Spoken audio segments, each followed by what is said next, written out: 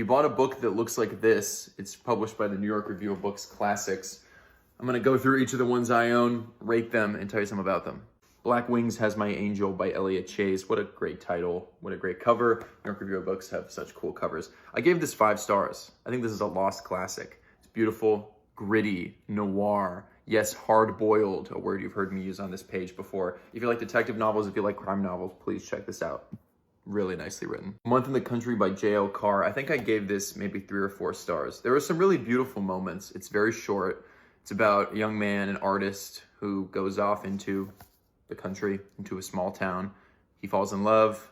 He meets some good people. He spends time alone. He ruminates.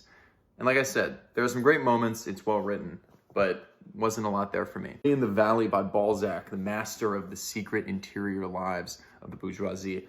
You got the bookmark here because I didn't finish this. I only got about halfway through. I probably would have given it, who knows, 3 stars. I got bogged down in some agricultural nonsense about halfway through, but this has one of my favorite first sentences. I love a good first sentence of a book.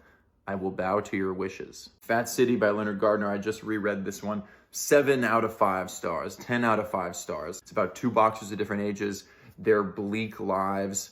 Every sentence in here is perfect. Dennis Johnson, who wrote the intro, loves this book. Joan Didion loved this book. Check it out. Young Once by Patrick Modiano. With all due respect, I gave this, I think, like 3 stars or something. Patrick Modiano is described as a couple looking back on their youth, hence the title. I was very excited about that. If you've watched 2 seconds of my videos on this page, you know that I can't stop talking about lost time, to pull a phrase from a French writer you've heard of. Not much here either. Wasn't terribly taken with the characters. The Reckless Mind by Mark Lilla. This is a nonfiction. It's like an intellectual biography of various political thinkers. Walter Benjamin, Carl Schmitt, Foucault, Derrida, Heidegger. You know, I'm not too into this stuff. This gets a little dense for me. I'm not in college anymore. I don't have to pretend to understand this. I would have given that, whatever, 2.5, 3 stars. Didn't even get close to finishing it. The Netanyahus by Joshua Cohen, though, which won the Pulitzer Prize, 5 out of 5. 5 stars. Brilliantly written. He is so talented. Joshua Cohen is such a smart guy and a deep thinker about great writing in his own right. But, I mean, this is just, it's so funny. This is about a fictional account of the Netanyahu family with baby Benjamin in tow, visiting a professor of a small liberal arts college. Check it out. It's hilarious. Absolutely brilliant.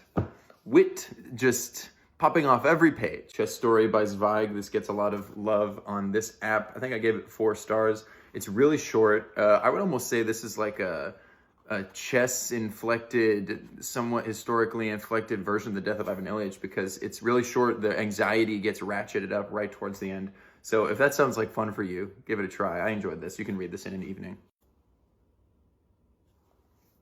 On the Marble Cliffs by Ernst Junger. I am not even going to talk about the plot of this book because I don't think it's important. This gets 5 stars off the prose alone, off the quality of writing alone. Maybe the first 3 or 4 pages I've read out loud to myself 5 or 6 times. They're gorgeous. Really, really nicely done. Shout out to Jesse Jesuska Stevens. I'm going to get that wrong. This translation is unfathomable in its depth and clarity and beauty. Really incredible. Finally, we come to Like Death by Maupassant. I don't love the Maupassant short stories. He wrote hundreds of them.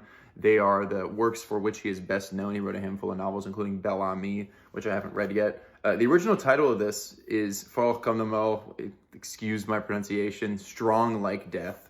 And Richard Howard said in the introduction, he translated this out of a sense of joyous obligation into Like Death, cutting it in half. Why don't you do that, Richard? This is about an older artist who is in love with a mistress of sorts and her daughter at the same time, and then her daughter starts to look like her. The mistress gets old. Interesting dichotomy there. If you like Cherie by Colette, you'll like this. Those are my New York Review of Books classics. Great imprint. It is difficult to go wrong with them, as you can see from all these ones that I have. You can get them secondhand. You can get them new. They're putting out new stuff all the time. Highly recommend it. If you've got a favorite that I didn't include here, because there are tons, let me know. Goodbye.